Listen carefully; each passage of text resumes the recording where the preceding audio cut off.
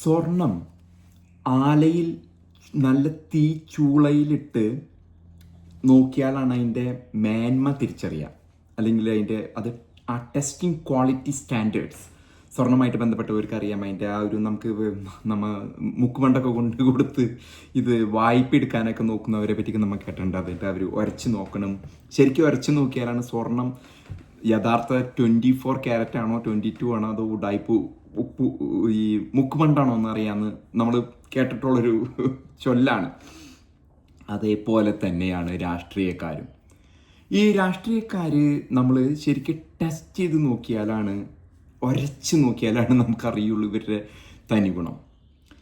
നമ്മൾ ആ ഒരു ഉരയ്ക്കൽ ഇതിൽ നമ്മൾ നോക്കുമ്പോൾ രാഷ്ട്രീയക്കാരൻ്റെ സ്റ്റാൻഡേർഡ് ക്വാളിറ്റി മനസ്സിലാവുക. മറ്റുള്ളവരെന്ത് പറയുന്നു, അതിനൊരു ഉദാഹരണം എന്ന് പറയുന്നത് VD സതീശനെ പറ്റി നായർ സമുദായത്തിൻ്റെ പോപ്പ് എന്ന് നമ്മളൊക്കെ ഏകദേശം ഒരു ഇതുപോലെ പറയുന്ന ഈ ജനങ്ങൾ, നായർ സമൂഹം തന്നെ പറയുന്ന പോപ്പ്, നായർ സമുദായത്തിൻ്റെ പോപ്പ് സുകുമാരൻ നായർ കണ്ണിന് നേരെ കണ്ടുടാ, അവനൊരു ഒന്നിനും കൊള്ളില്ല, അവൻ സതീശനെ കൊണ്ടൊരു കാര്യമില്ല. കാരണം അദ്ദേഹത്തിൻ്റെ വ്യക്തിപരമായ ആഗ്രഹം എന്ന് പറയുന്നത് സതീശൻ മന്നത്ത് അവിടെ വരണം, വന്നിട്ട് സുകുമാരൻ നായരുടെ കാല് തൊട്ട് വന്ദിച്ച് ഇത് ചെയ്യണമെന്നാണ് അദ്ദേഹം ആഗ്രഹിക്കുന്നത്. അപ്പം ആ ഒരു ചിന്താഗതി നമുക്കറിയാം. ഒട്ടനവധി രാഷ്ട്രീയക്കാരാ അതിൻ്റെ പടിക്ക് കാത്തു കെട്ടി നിൽക്കും. ചിലപ്പോൾ അയാൾ ആട്ടിവിടും, ഒന്ന് ഇറങ്ങിപ്പോടും. സുരേഷ് ഗോപിനെ പോലും, ഇത്രയും തികഞ്ഞ നായരായ സുരേഷ് ഗോപിനെ പോലും അവിടെ നാട്ടിവിട്ടു. ശശി തരൂരും അവിടെ ചെന്ന് പെട്ടിട്ടുണ്ട്. അങ്ങനെ അവിടെ പോകാത്തവർ കുറവാണ്. മുൻകാലങ്ങളിലൊക്കെ കരുണാകരൻ, ഉമ്മൻചാണ്ടി, ആന്റണി ഒക്കെ അതിൻ്റെ പടിക്കൊക്കെ ഇടുന്ന് ഇങ്ങനെ സാറേ എന്നും പറഞ്ഞ് നിൽക്കുന്നതാണ്. ജനാധിപത്യത്തിൽ ജനങ്ങളുടെ വോട്ടാണ് വേണ്ടത്. അപ്പോൾ സുകുമാരൻ നായരുടെ സതീശനെ, VD സതീശനെ കണ്ണിനേരെ കണ്ടുകൂടാ. കാരണം അവിടെ പോയി കാല് തൊട്ട് മന്നത്ത് പോയി വന്ദിക്കാറില്ല. രണ്ടാമത് വെള്ളോപ്പള്ളി നടേശനാണ്. ആ ടെസ്റ്റ് ഉരച്ച് നോക്കണ ഇതാട്ട പവറാ ഞാൻ പറയണത്. വെള്ളോപ്പള്ളി നടേശനും സതീശനെ കണ്ണിന് നേരെ കണ്ടുകൂടാ.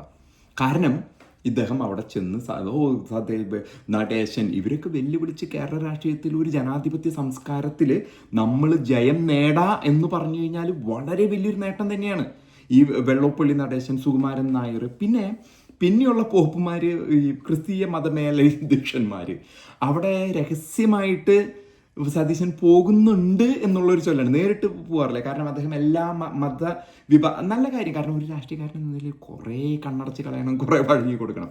ക്രിസ്തീയ മതമേലധ്യക്ഷന്മാരുടെ പ്രത്യേകത വെച്ചാൽ അവർ നേരിട്ട് ഇടപെടില്ല, അവർ നേരിട്ട് പ്രസ്താവനകളും നടത്തില്ല. കാരണം അവരൊരു ചട്ടക്കൂടുണ്ട്. ആ ചട്ടക്കൂടിൽ നിന്ന് അവർ പ്രവർത്തിക്കുന്നത്. അപ്പോൾ രഹസ്യമായിട്ട് അവർ ഇടപെട്ടിട്ട് പറയും, ഞങ്ങൾക്ക് ആ സീറ്റ് വേണം, ഈ സീറ്റ് വേണം, അവിടെ വേണം. ഇതാണ് ഇവരുടെ പരിപാടി. ഈ ക്രിസ്തീയ മതമേലധ്യക്ഷന്മാർ അവർ അങ്ങനെ ഒരു സ്വാധീന വലയമായിട്ട് അവരുടെ കയ്യിലും ഒരു വോട്ട് ബാങ്ക് ഉണ്ട്. അത് നേരിട്ടൊരു ചിലപ്പോൾ കത്തോലിക്ക വിഭാഗമാണെങ്കിൽ പള്ളിയിലൊന്നും പറയാറില്ല. പുറമേ നിന്ന് പറയുന്നവരും മതമേലധ്യക്ഷന്മാർ എന്ന രീതിയിൽ വിശ്വാസത്തിൻ്റെ ഭാഗമായിട്ട് പറയുന്നതായിട്ട് വ്യത്യാസമുണ്ട്. അപ്പോൾ ഇപ്പോൾ പാസ്റ്റർമാരായാലും അവർ നേരിട്ട് പറയാറില്ല ഇന്നയാൾക്ക് വോട്ട് ചെയ്യുന്നു എന്ന് പറയൽ. ഇടയലേഖനങ്ങളൊക്കെ എടുക്കും. പക്ഷെ അവർ രഹസ്യമായിട്ട് ഇന്നയാൾക്ക് സീറ്റ് കൊടുക്കണം എന്നൊക്കെ പറയും. അവർക്ക് ആവുന്ന രീതിയിൽ ഉള്ളിക്കൂടെയുള്ള സ്വാധീന വലയം ഉപയോഗിക്കലാണ് പതിവ്. നേരിട്ട് ഇടപഴകുക, എനിക്ക് തോന്നുന്നു തട്ടിൽ പിതാവാണ് ഇപ്പം അടുത്ത് റാഫേൽ തട്ടിൽ മുനമ്പത്ത് വഖഫ് വിഷയത്തിൽ വന്നപ്പോൾ പറഞ്ഞത് ഇടതിനും വലതിനും വോട്ട് ചെയ്യരുതെന്നൊക്കെ പച്ചനെ പറഞ്ഞത്. അതല്ലാതെ ആരും അങ്ങനെ ഇടപെടുന്നതായിരിക്കും. പക്ഷേ ഈ രാഷ്ട്രീയക്കാർ അവിടെ പോയി അവരുടെ കൈമുത്തുമ്പോഴും ഇപ്പോൾ കരുണാകരൻ, ഉമ്മൻചാണ്ടി, ചെന്നിത്തലയൊക്കെ ആണെങ്കിൽ അവിടെ പോകുമ്പോൾ അത് വിശ്വാസികൾക്ക് ഒരു സ്വാധീനമാണ്. അവർ പറഞ്ഞില്ലെങ്കിലും അതൊരു സ്വാധീന വലയാണ്. വെള്ളപ്പള്ളി നടേശനൊക്കെ എന്ന് പറഞ്ഞാൽ അന്ന് തോൽക്കും, ഇന്നയാളെ ജയിപ്പിക്കാൻ പറഞ്ഞ് തോൽക്കും. അദ്ദേഹം ഈഴവ സമുദായം, കാരണം അദ്ദേഹമൊക്കെ വ്യക്തിപരമായിട്ട് സ്വന്തം കാര്യം, കോളേജുകൾ, മദ്യ കച്ചവടം, ഇതൊക്കെയാണെന്നാണ് പൊതുവെയുള്ള ഇത്. സുകുമാരൻ നായരാണെങ്കിൽ അങ്ങനെ വ്യക്തിപരമായിട്ട് അദ്ദേഹം ഉണ്ടാക്കിയില്ലെങ്കിൽ അദ്ദേഹത്തിൻ്റെ മകളുടെ സ്ഥാനലബ്ധിയെക്കുറിച്ചും ഉമ്മൻചാണ്ടി എന്തോ വൈസ് ചാൻസലർ മറ്റു യൂണിവേഴ്സിറ്റിയിലൊക്കെ വലിയ സ്ഥാനങ്ങൾ കൊടുത്തതൊക്കെ തന്നെ സർട്ടിഫിക്കറ്റ്, അദ്ദേഹത്തിൻ്റെ ആ സർട്ടിഫിക്കറ്റുകളുടെയൊക്കെ കള്ള സർട്ടിഫിക്കറ്റിൽ നിന്നൊക്കെ കുറേ ഊഹാപോഹങ്ങളും വിവാദങ്ങളും ഇവരുമായിട്ട് ചുറ്റിപ്പറ്റിയിട്ടുണ്ട്. VD സതീശൻ ഇവിടെയൊന്നും പോകാറില്ല. പിന്നെ വരുന്നതാണ് ഇസ്ലാം. അവിടെ ലീഗ് ഉണ്ട്. ലീഗിൻ്റെ ചട്ടക്കുള്ളിൽ വടക്കൻ മലബാറിൽ നിന്നുള്ള ആ സീറ്റ് കൊണ്ടുവരും, അവർ സ്വാധീനിക്കും, ഇത് ചെയ്യും. അവിടെ നിന്നും സതീശൻ വളരെയധികം മാറി നിൽക്കാൻ ശ്രമിക്കുന്നുണ്ട് എങ്കിൽ കൂടി അദ്ദേഹത്തിന് അവർക്ക് വഴങ്ങി കൊടുക്കാൻ മുഴുവനായിട്ട് അദ്ദേഹം ഒരുപക്ഷെ വഴങ്ങി കൊടുത്തില്ലെങ്കിൽ കൂടിയും ആ ഒരു ഇതിന്ന്, കാരണം അദ്ദേഹത്തിന് കുറ്റം പറഞ്ഞിട്ട് കാര്യമില്ല. ആ ഒരു സ്ഥാനത്തെത്താനായിട്ട് മുഖ്യമന്ത്രി, കാരണം അദ്ദേഹം 40 കൊല്ലം അദ്ദേഹത്തിൻ്റെ കരിയറാണ്. നമ്മളൊക്കെ ജോലിയിലോ എവിടെയെങ്കിലുമൊക്കെ ഇൻവെസ്റ്റ് ചെയ്യണം, ബിസിനസ്സിലോ ജോലിയിലോ. ഇദ്ദേഹം രാഷ്ട്രീയത്തിലാണ് ഇൻവെസ്റ്റ് ചെയ്തിരിക്കുന്നത് ഇദ്ദേഹത്തിന്. അപ്പോൾ ലീഗിന് വഴങ്ങി കൊടുക്കാണ്ട് അദ്ദേഹത്തിന് അവിടെ നിലനിൽപ്പില്ല, കോൺഗ്രസ് പാർട്ടിയിലായിപ്പോയതുകൊണ്ട്. അപ്പോൾ അദ്ദേഹം അവിടെയും ഒരുവിധം അകന്നും അടുത്തുമൊക്കെയാണ് അദ്ദേഹം അവിടെ നിൽക്കുന്നത്.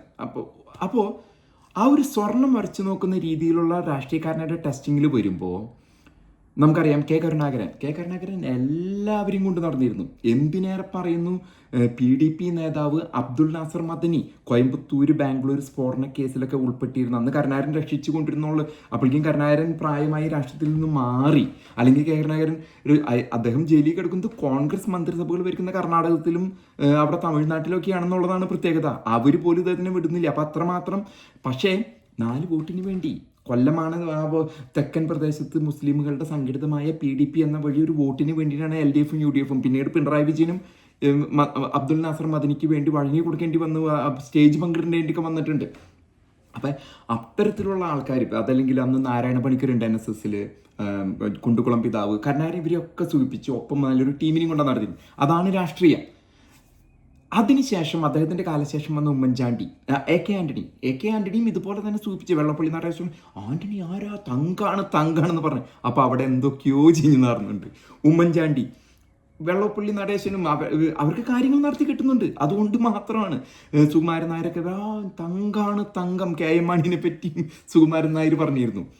പക്ഷേ നമ്മൾ ഈ സ്വർണത്തിൻ്റെ ടെസ്റ്റിംഗ് ക്വാളിറ്റി പോലെയുള്ള VD സതീശനെ ടെസ്റ്റ് ചെയ്യുമ്പോൾ ഇവർ എതിർത്ത് പറയുന്നു എന്നതിനർത്ഥം അദ്ദേഹത്തിന് ഒരു വ്യക്തിത്വം ഉണ്ട് എന്നുള്ളതാണ്. ഇന്ന് തീർച്ചയായിട്ടും VD സതീശനാണ് ഈ ഒരു മുഖ്യമന്ത്രി പദത്തിന് അവകാശപ്പെട്ടത്. ഞാൻ വളരെ നിഷിദ്ധമായിട്ട് വിമർശിച്ചിട്ടുള്ളൊരു വ്യക്തിത്വമാണ് VD സതീശൻ. പ്രത്യേകമായിട്ട് ഞാനായിട്ട് പുറമെ കൊണ്ടുവന്ന വഖഫ് വിഷയം, മുനമ്പത്തെ വഖഫ് വിഷയത്തിൽ അദ്ദേഹത്തിൻ്റെ നാട്ടിൽ അവിടെ വൈപ്പിൻ ചെറായി ഏരിയയിൽ 610 കുടുംബങ്ങളെ ഇതിന് വേണ്ടിയിട്ട് അദ്ദേഹത്തിന് വ്യക്തമായത് പറഞ്ഞില്ല. അത് വടക്ക് നിന്ന് വരുന്ന ഇസ്ലാമിക ശക്തികൾക്ക് വഴങ്ങിക്കൊടുത്തു ഒരു രീതിയിലാണ് അദ്ദേഹം അത് പെരുമാറിയത്. ഒരു പക്ഷേ അദ്ദേഹം ഭരണത്തിൽ വരുമ്പോൾ അതിനൊരു ശാശ്വതമായ പരിഹാരം എല്ലാ വിഭാഗങ്ങളെയും ചേർത്ത് ചെയ്യും. അവിടെ ഈഴവരുണ്ട്, ഈ വെള്ളപ്പള്ളി നരേശനൊന്നും ആ ഭാഗത്ത് കാണില്ല കേട്ടോ. അദ്ദേഹം അവിടെ ഒന്നും വന്നില്ല. തട്ടിൽ പിതാവ് വന്നു, പിന്നെ BJP-ക്കാരെ ഭൂരിഭാഗം വന്നത്. അപ്പം ഇതിൽ നമ്മൾ മനസ്സിലാക്കേണ്ടത് ആരാണ്. എനിക്ക് വലിയ പ്രതീക്ഷയുണ്ട്. 62 വയസ്സുകാരനായ VD സതീശൻ ഇന്നവരെ ഒരു സ്ഥാനം കോൺഗ്രസ് പാർട്ടി കൊടുത്തിട്ടില്ല.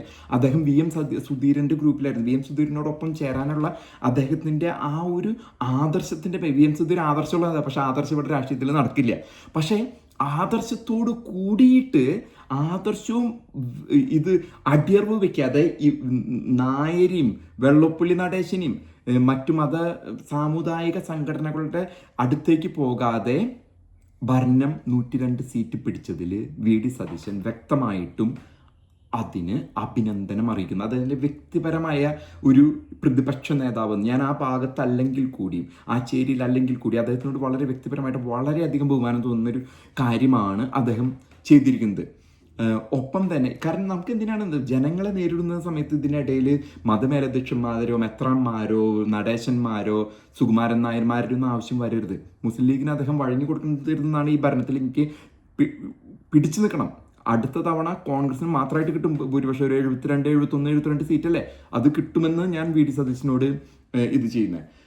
ഒപ്പം തന്നെ നമ്മളിപ്പോൾ ഈ പറഞ്ഞ കരുണാകരനും ആൻ്റണിയും ഉമ്മൻചാണ്ടിയൊക്കെ ഇവരുടെ തിണ്ണ നിരങ്ങി തന്നെയാണ്. ഇന്നലെ ആരാങ്കണ്ട് ഏതൊരു നടി പറയണ്ടായിരുന്നു, ഈ ക്രിസ്ത്യാനികളുടെ തിണ്ണ നിരങ്ങിയിട്ടാണ് എന്നിട്ട് അവർക്ക് കിട്ടിയത് 10%. ഈ രാജീവ് ചന്ദ്രശേഖരൊക്കെ BJP-യിൽ പോയിട്ട് തിണ്ണ നിരങ്ങിയിട്ട് കിട്ടിയത്. അത് ഒരു പക്ഷേ അവസാനം വന്ന FCRയുടെ പ്രശ്നമാണ്. അത് കേന്ദ്രത്തിലിരിക്കുന്ന ആൾക്കാരുടെ കയ്യിലിരിപ്പുകൊണ്ടാണത്. ഒരു പക്ഷേ അതിലും കൂടുതൽ സീറ്റ്, ഒരു 6-7 സീറ്റ് ഞാൻ പ്രതീക്ഷിച്ചിരുന്നു, സുഖമായിട്ട് കിട്ടുമായിരുന്നു. ആ ഒരു മധ്യ തിരുവിതാംകൂർ ക്രിസ്ത്യൻ വോട്ടുകളും ഹിന്ദു വോട്ടുകളും ഏകീകരിച്ച്. പക്ഷേ FCRA പ്രശ്നം വന്ന് ഇലക്ഷൻ്റെ 2 ദിവസം മുമ്പ് കൊണ്ടിട്ട് അത് എന്ത് രാഷ്ട്രീയ കളിയാണെന്നുള്ളത് ഇപ്പോഴും ഞാൻ ആലോചിച്ചുകൊണ്ടിരിക്കുന്ന വിഷയമാണ്. അപ്പോൾ VD സതീശന് നല്ലൊരു ഭരണം കാഴ്ചവെക്കാൻ സാധിക്കുമെന്നാണ് എനിക്ക് തോന്നുന്നത്. തന്നെയല്ല, ഇതിൽ KC വേണുഗോപാലിനും ചെന്നിത്തലയ്ക്കും പങ്കില്ല. നിങ്ങളുടെ കാലം കഴിഞ്ഞു. നിങ്ങൾക്ക് ഈ KC വേണമെങ്കിൽ കേന്ദ്രത്തിൽ ഭരണം പിടിച്ചുകൊണ്ടിട്ടെ. 22 സീറ്റാണ്. അതായത് 2014 മോഡി വരുന്ന സമയത്ത് 4-5 സംസ്ഥാനം മാത്രമാണ് BJP-ക്ക് ഉണ്ടായിരുന്നത്. ഇപ്പൊ KC വേണുഗോപാൽ വന്ന് വളർത്തി അങ്ങോട്ട് കൊടുത്തു. 22 പേരാ സംസ്ഥാനത്ത്, അതിൽ 17 എണ്ണം അങ്ങോട്ട് BJP-യും പിന്നെ സഖ്യകക്ഷികളായിട്ട് ഭരിക്കുന്ന സ്ഥിതിയിലേക്ക് KC എത്തിച്ചു കൊടുത്തു. അവിടെ പെർഫോം ചെയ്യട്ടെ. ഇവിടെ VD സതീശന്റെ കസേരയിൽ ഇരിക്കാൻ പറയുന്നത് ന്യായമല്ല, അത് തെറ്റാണ്. ചെന്നിത്തലയുടെ കാലം കഴിഞ്ഞ് ചെന്നിത്തലൊക്കെ വഴങ്ങി കൊടുക്കുന്നു. ഇതേ ഗ്രൂപ്പിൽ പെട്ടത് കരുണാകരൻ ആന്റണി, ഉമ്മൻചാണ്ടി ഗ്രൂപ്പിൽ പെട്ട വഴങ്ങി കൊടുത്തു. ഒരു നയമില്ലാത്ത ആളാണ്. വ്യക്തിപരമായിട്ട് നല്ല മനുഷ്യനാണ്, സൗമ്യനാണ്, ഒക്കെയാണ്, വേറെ പ്രശ്നങ്ങളൊന്നുമില്ല. നയമില്ല. KC ആണെങ്കിലും കാര്യമില്ല. കാരണം അവിടെ അങ്ങ് ഡൽഹിയിൽ രാജാവിന് വേണ്ടത് രാജപുത്രൻ, രാജകുമാരൻ, കുടുംബാധിപത്യത്തിന്റെ രാജകുമാരന് വേണ്ടത് ഒരു കഴിവില്ലാത്തവനെയാണ്. അതുകൊണ്ട് ഇവനൊക്കെ കൊണ്ടു നടക്കണേ. അല്ലെങ്കിൽ ശശി തരൂരിനെ ആക്കി കാണിച്ചു തരട്ടെ. കോൺഗ്രസ് പാർട്ടി മോഡി പോലും ഓടിക്കൊണ്ടുവരും.